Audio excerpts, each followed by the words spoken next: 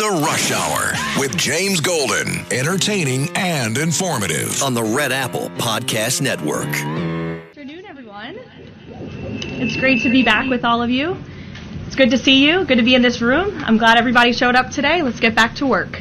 We're going to begin with a few scheduling announcements. Tonight, as you all know, at 9 o'clock p.m. Eastern, President Trump will deliver a major address to the nation on protecting the integrity of our elections, and we encourage every American to tune in.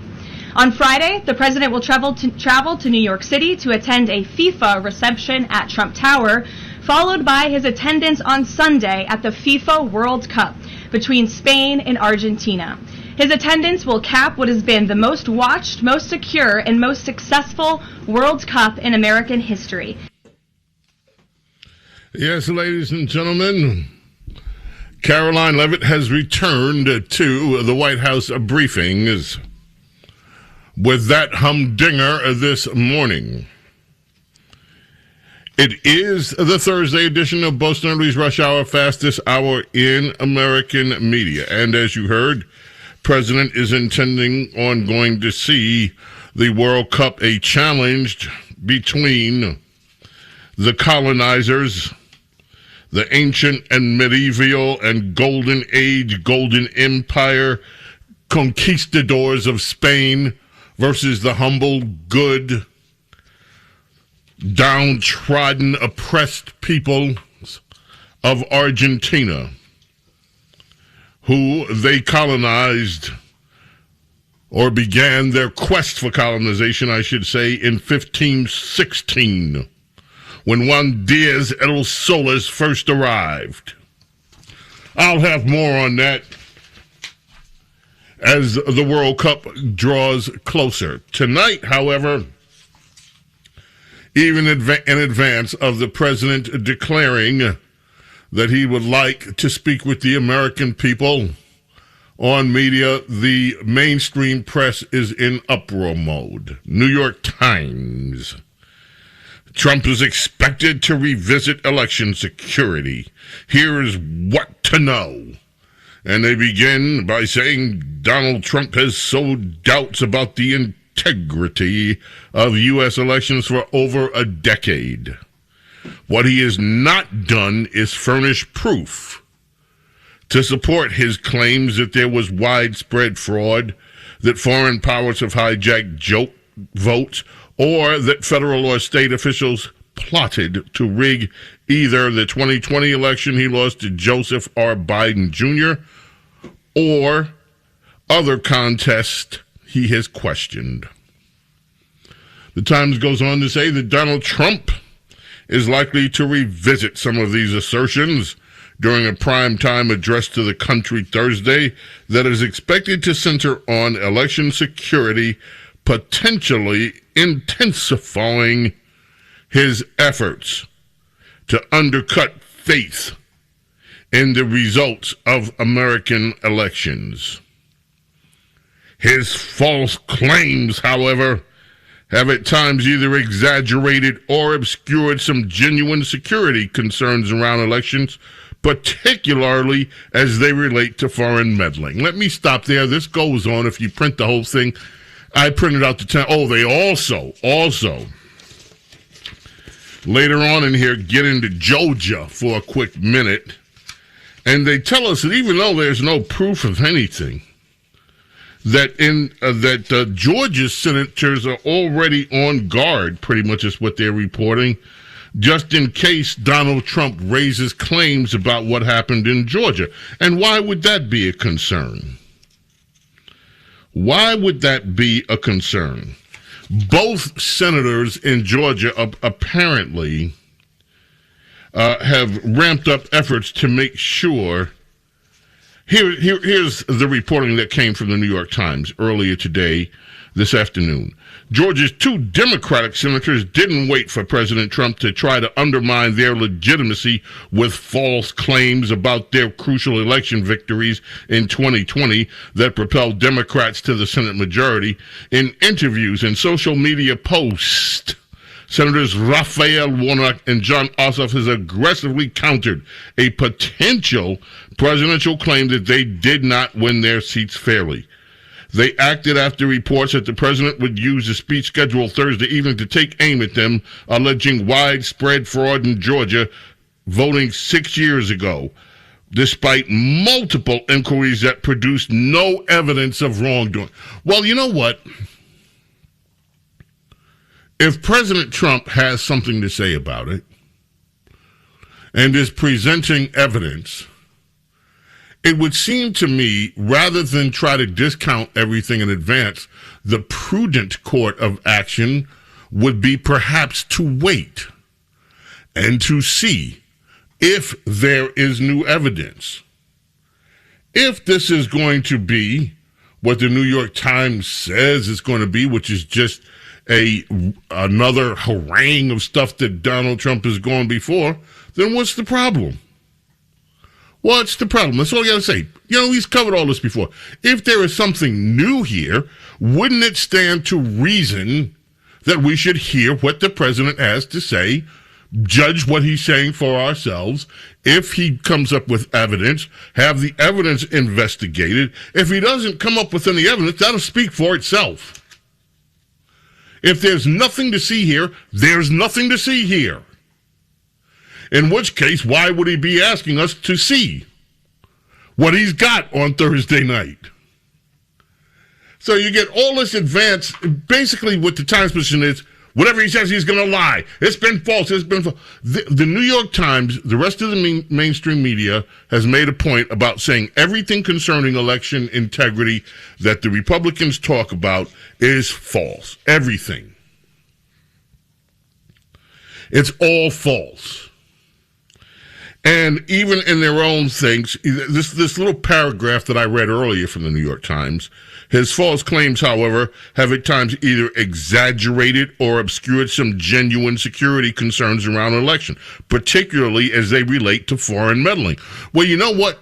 Particularly foreign meddling doesn't come to what most people that have studied our electoral system are concerned about. Most of us are concerned by the security problems around mail-in voting and ballot harvesting. And the New York Times doesn't bother to mention that, doesn't think it's a legitimate concern for people to have. It is a concern, and not an unreasonable concern, when you have states that allow third parties, unchecked, unvetted, to go around and collect ballots from people and then turn them in. That's a concern. And I don't know how it could be anywise.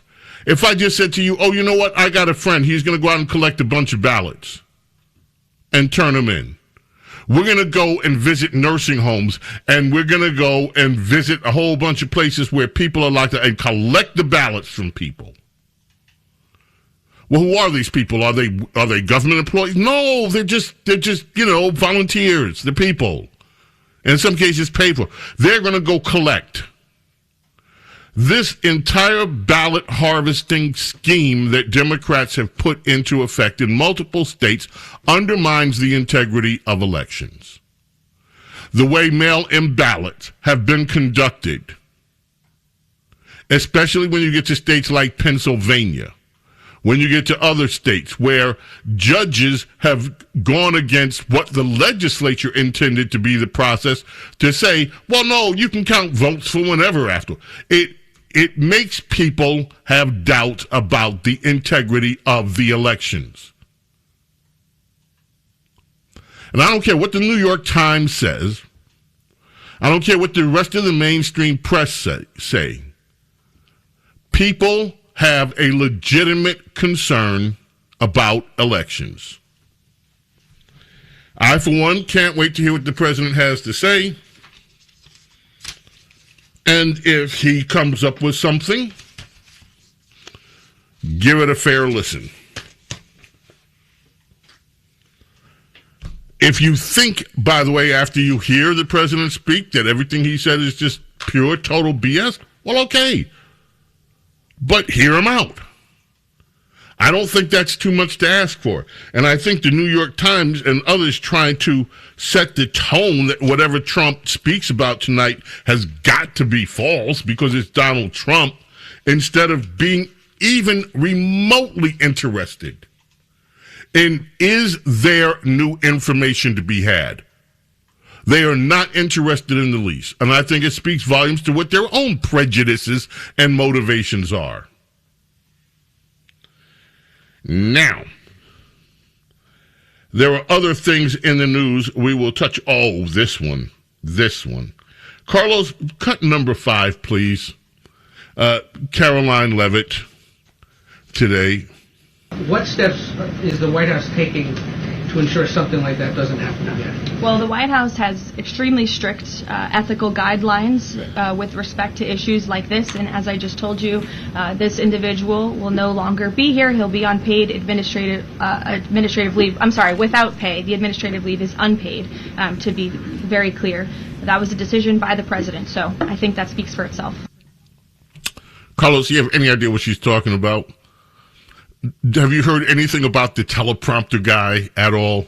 TJ, you know what she's talking about? Have you heard anything about the teleprompter guy at all? No. Ho. Ladies and gentlemen, the teleprompter operator, I'm reading a text here as it comes in. I love this. They lied to us about everything else. They lied to us about COVID. They lied to us about Hunter Biden's laptop. They lied to us about January 6th. I will add Benghazi. I can go back and add stuff all the way back to Whitewater that they lied about. So, yeah, why should we believe the mainstream press now? Anyway, thank you. Lady Benedict sent me that. The teleprompter operator. Guys, ladies, gentlemen, the guy was betting. He was betting on what? You know, these prediction market bets? He was betting with the group as to what the speeches would be about. So he was making prediction bets about the president's speech while he's the teleprompter operator. The guy apparently won over 100 G's in the prediction bet market. And they found out about it. He's gone.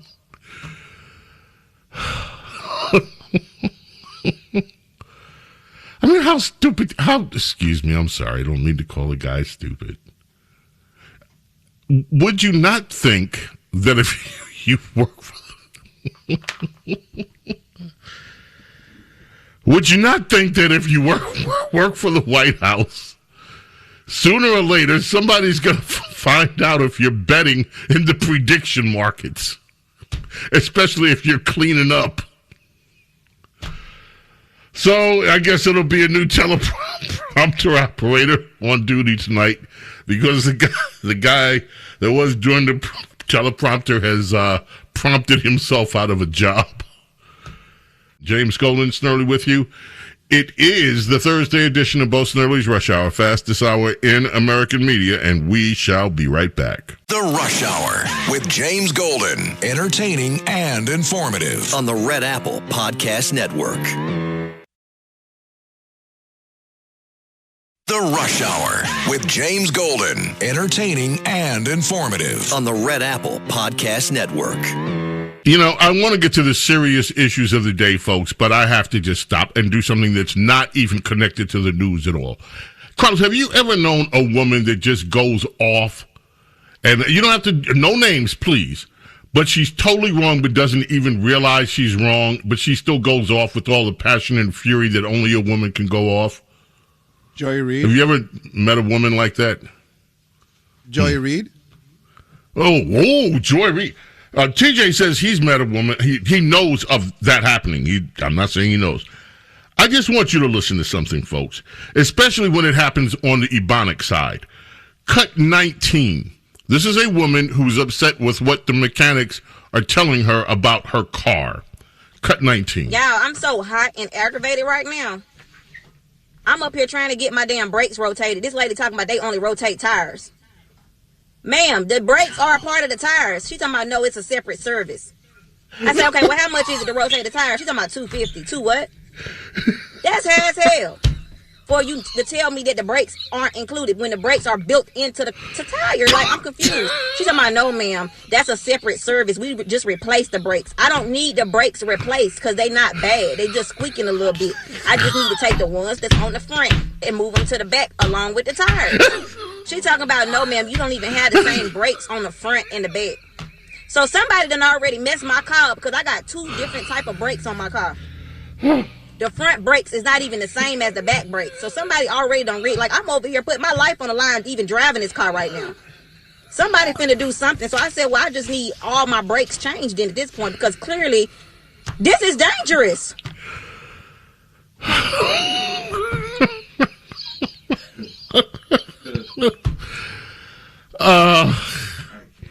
What do you mean you can't? I want to have my brakes rotated. They tell me they can't rotate the brakes. I want to take the brakes off the front and put them on the back. What do you mean she's single? How do you know? She's single. Yeah, well, anyway, do you realize that there are people out here listening that have listened to that and don't know what we're laughing about? But I want to have my brakes rotated. James Golden, Bo Snerdley here with you. It is Bo Snerdley's Rush Hour, fastest hour in American media. Yes, we're going to get back to the issues of the day, but I had to do it. I just could not let that one slide. Stay with us. The Rush Hour with James Golden. Entertaining and informative on the Red Apple Podcast Network. The Rush Hour with James Golden. Entertaining and informative on the Red Apple Podcast Network. Is openly threatening a shutdown in September unless Republicans eliminate the filibuster and force it through his radical agenda. He said it himself. Republicans have been trying to say we want a shutdown. We don't. We've been fighting it. But Trump pulled the rug out from under them when he Trump said Republicans have to terminate the filibuster or we'll have a shutdown in September.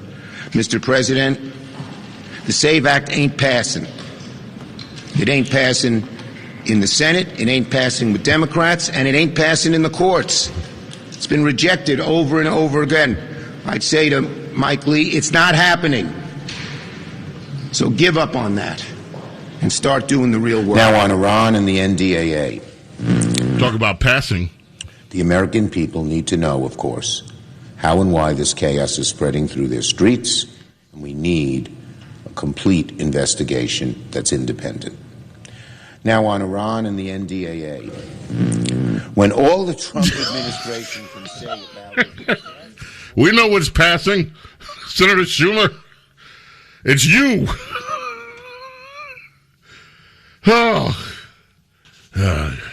Chuck Schumer passing. By the way, this whole deal that the SAVE Act is not going to pass, you know who else is here's the headline from The Hill today, folks. Tillis, Senator Tom Tillis, North Carolina. Tillis goes scorched earth on Save America Act, threatening to stall it. With Republicans like this, and this has been the problem in the Republican Senate, who needs Democrats when you have Republicans like Tom Tillis, like Lisa Murkowski, and John Cornyn is now, I guess he's ticked off, showing that he's a little bit upset. It's all John Thune's fault because he can't hold them together and because they need to replace him from his position. Yeah. Damn, Carlos is getting political, analytical here, bro. Can I ask you a question? Do you think that John Thune needs to get his brakes rotated? He needs to get his stuff. He needs to lock in and start doing something instead of going on vacation all the time. Have you ever heard the expression about herding cats? Do you know what that refers to? One of the ex-Senate minority leaders, I believe it was, what's-his-face, the cheerleader guy, what's his name? Anyway, he wrote a book about how hard it is to coalesce, to get the Senate to agree. And he said one of the reasons that makes it so hard, it's like trying to herd cats. Now, if you think about cats and their personalities, how difficult it would be to herd them up. For they're not like sheep. You run a few sheepdogs out, they all fall in line. Cats are different beings.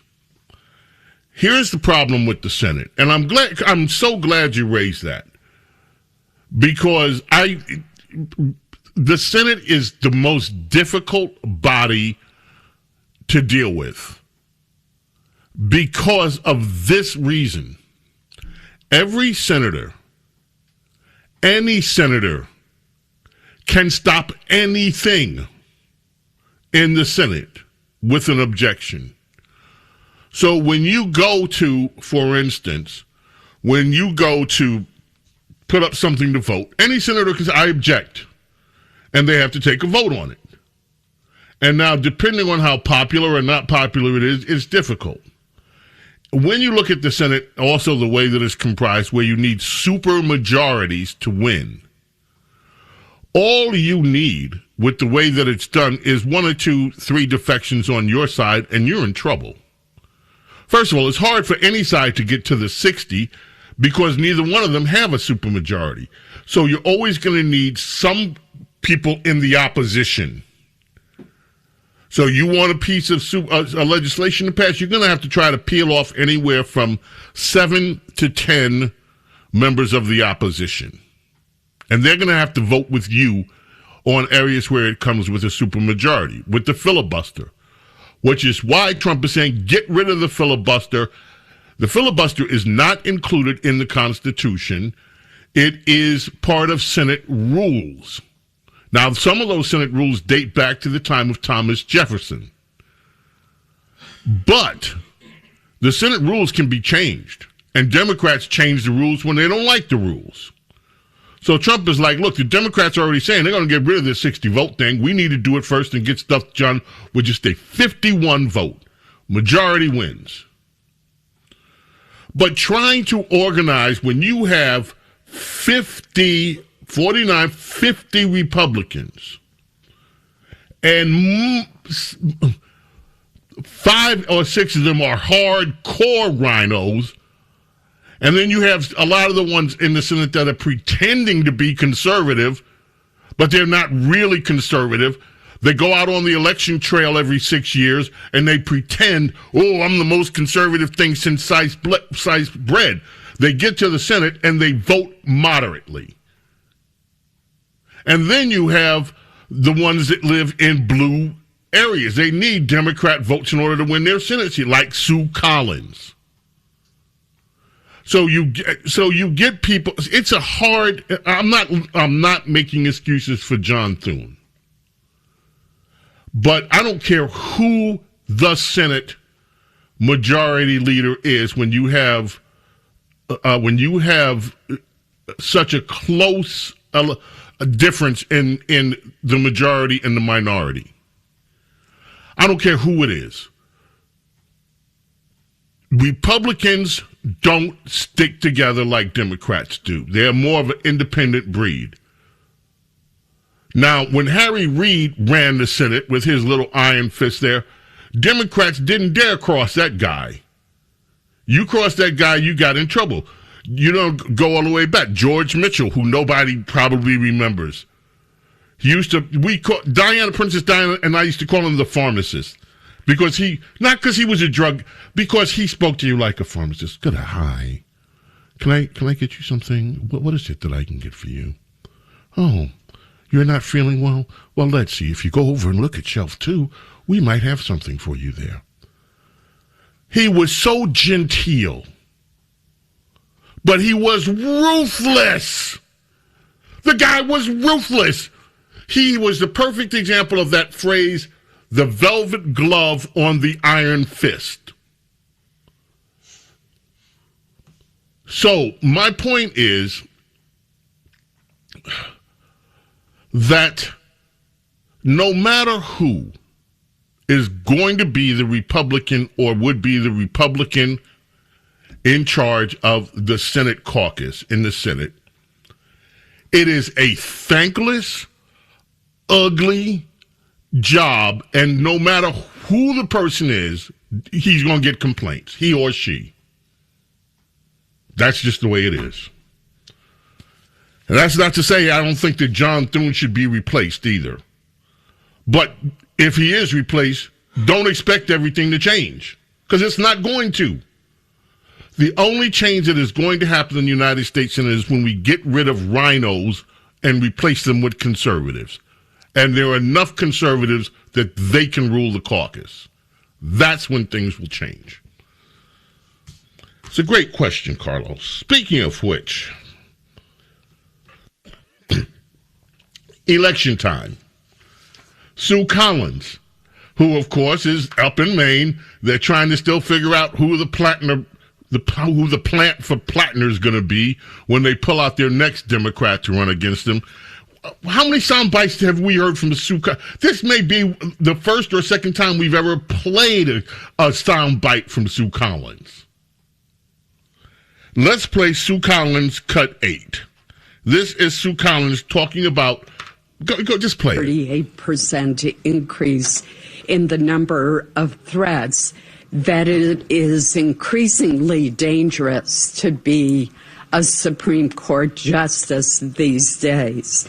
And it's appalling to me that some of the rhetoric is coming from public officials on both sides of the aisle who should know better than to levy personal and political attacks against the judiciary and the court specifically. For example, a senator stood in front of the Supreme Court building and called out 2 members by name, saying that they had released the whirlwind and that they will pay the price. Other public officials have called the court corrupt, out of control, and serving an extremist agenda. This overheated language, this completely inappropriate rhetoric against the Supreme Court endangers the lives of the justices and erodes public trust in our system of government. Carlos had it right when he said that it was Chuck Schumer who made those remarks about the whirlwind that would be levied on the Supreme Court justices. But my point is that it has been years now since Chuck Schumer did that. And right now, even before an election, Sue Collins won't name names. It is the Democrats who say the Supreme Court is unscrupulous and all these threats to the Supreme. It's the Democrats. But this is what I mean. Sue Collins needs Democrats to vote for her in order to stay in office. So she's not going to call out Chuck Schumer by name. She's not going to call out all these Democrats that have been up against the Supreme Court. She just makes some statement, platitude, keep the Republican base. Oh, Sue Collins is aware. We're all supposed to say, oh, wow, Sue Collins is taking on Chuck Schumer. Oh, I guess we should support Sue Collins. She didn't even call him out by name. Folks, this is what I mean. But do we need Sue Collins in the Senate? Yep. You are not going to get a conservative running from Maine, a Republican MAGA conservative, to be in the Senate from Maine. And you're not going to get one from Vermont. So, you need them. Herding cats. Okay. Man, we got so much other stuff, but time is running short. Pete Hegseth. Poor Pete Hegseth. Play cut 14. Just play cut 14. Pramila. Now, just an hour ago, the Secretary of Forever Wars, Pete Hegseth, said that they are going to provide hormone therapy for male service members who don't have enough testosterone. This, by the way, is gender-affirming care. And by the way, male members of this committee, watch what you vote for. Do you really want the government getting into your business, taking your testosterone levels, and determining whether or not you have enough testosterone? Are you male enough to be in Congress? That is the question. Now, to go from the absurd to the very, very, very serious. In the past year, 40% of transgender and non-binary young people seriously considered attempting suicide. Instead of shaming and targeting them for seeking the care they need, as Republicans constantly do, let us provide support to them. Okay, enough. 15. Becca Balint from Vermont, the Democrat who said, and I quote, no, we got to take a break, that we need Hispanic people to wipe our asses. That is what this woman said. She has a comment about the testosterone in soldiers, but we may have to hold it until tomorrow. Because we have the clip of the day coming up, and the clip of the day today is must hear. Must hear. James Golden, Snerdley, fastest hour in American media continues. Do not go away. The Rush Hour with James Golden. Entertaining and informative on the Red Apple Podcast Network. The Rush Hour with James Golden. Entertaining and informative on the Red Apple Podcast Network. The clip of the day. You want to hear it. It's the clip of the day. Ladies and gentlemen, there was a ministerial, I guess that's a word for summit, a ministerial about left-wing political violence, about violence in the political sphere, and Marco Rubio was held this. This is apparently from State Department. This came from his speech at the ministerial today.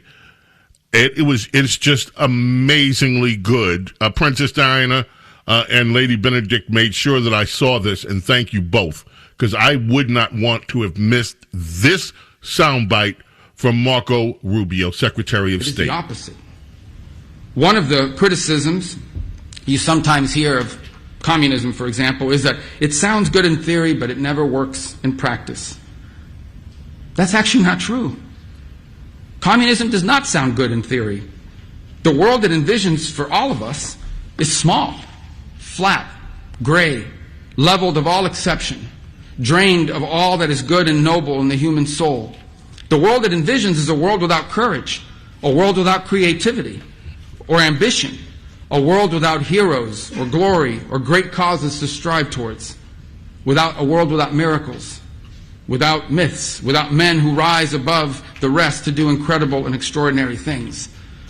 And the world communism envisions is a world without God. For these architects of revolutionary violence, the towering achievement of our civilization, for them, it's an unbearable humiliation, a reminder of what they cannot do, and a reminder of what they cannot be.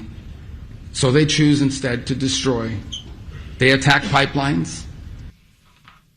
Let me tell you something, folks. Marco Rubio has come into his own. Not that Marco Rubio wasn't a good orator, a great orator, some would say before. Not that Marco Rubio advanced from the legislature in Florida into becoming a United States Senator. That wasn't an accident. He has advanced. His career is out of an advancement. But in his role as Secretary of State of the United States of America, Marco Rubio has elevated himself into a level that just speaks of an incredible grasp of not just domestic policy, foreign policy, but of the underpinnings of conservatism. And he speaks, every time he speaks, you hear it reflected. I'll tell you something, Marco Rubio. This is one to keep your eye on. Everybody's talking about whether it's going to be Marco Rubio or J.D. Vance, and I'm not getting into that right now. I'm just saying Marco Rubio has stepped up into a level that he cannot and should not ever be ignored. The Beatles worked on 2 songs on this day in 1969, both from George Harrison. Something. And the other one, Here Comes the Sun. And I love both of these songs. George Harrison, The Beatles. May God bless, protect each and every single one of you, your families, your loved ones. Love and gratitude, my friends, for allowing me to be with you. God willing, we are back tomorrow for the Friday edition of Bo Snerdley's Rush Hour. Until then, I bid you adieu. Bye. Thanks for listening to Bo Snerdley's Rush Hour. You can hear Bo Snerdley's Rush Hour weekdays at 4 on 77 WABC. If you like the podcast, share it with your friends and listen anytime at WABCRadio.com and download the WABC Radio app. Hit that subscribe button on all major podcast platforms. Plus, follow WABC on social on Instagram, TikTok, Facebook, and X. See you next time for a new episode so you never have to wonder. What the heck is going on here?